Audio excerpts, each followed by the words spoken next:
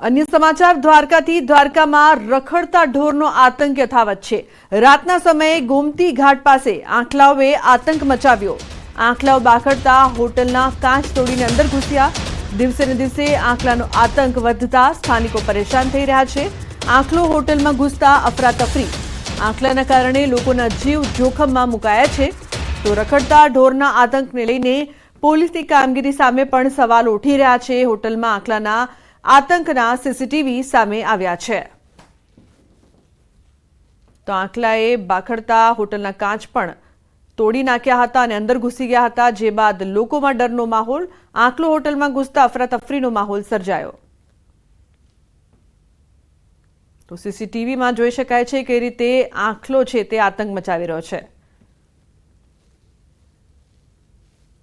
अमदावादमां gas गळतर प्रकरणमां धरपकड़ करवामां आवी छे। दाणीलीमड़ा पोलीसे 2 आरोपीओनी धरपकड़ करी छे।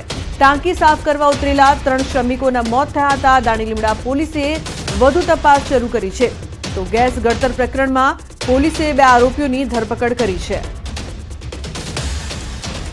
તો ગઈકાલે ગેસ ગળતરથી 3 લોકોના મોત થયા હતા, જે બાદ પોલીસ દ્વારા કાર્યવાહી કરવામાં આવી છે। ગેસ ગળતર પ્રકરણમાં ધરપકડ કરાઈ છે।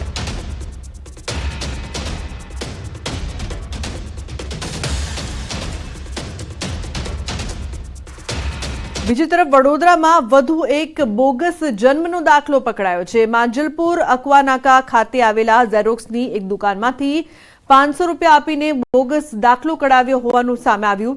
પાસવાન ખુશ્બુ મુન્ના નામથી કોર્પોરેશનનો બોગસ જન્મનો દાખલો બનાવડાવ્યો હતો। તો આધાર કાર્ડમાં બદલાવ કરાવવા માટે વોર્ડ 19ની ઓફિસમાં આવ્યા હતા। કામગીરી દરમિયાન દાખલો બોગસ હોવાનો ભાંડો ફૂટ્યો। પાલિકાના અધિકારીએ પોલીસ સ્ટેશનમાં ફરિયાદ નોંધાવી છે।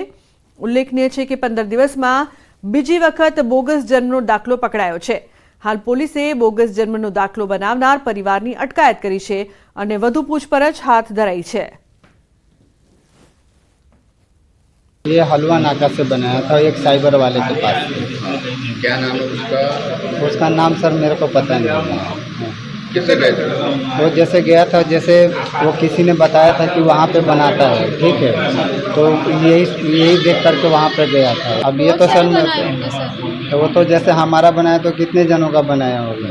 आज ये तो वडोदरा म्युनिसिपल कॉर्पोरेशन लोगो એટલે વડોદરા મ્યુનિસિપલ કોર્પોરેશન દ્વારા રજૂ કરાયેલું એવું એમની રજૂઆત હતી, પણ આ વડોદરા કોર્પોરેશન દ્વારા રજૂ કરાયું નહોતું, કારણ કે એનું ફોર્મેટ ફિક્સ હોય છે, જેમને ખબર હોય છે। એટલે એના લીધે આ આખું સદું થયું। એટલે મેં તાત્કાલિક સતર્કતા દાખવી અને પોલીસને જાણ કરી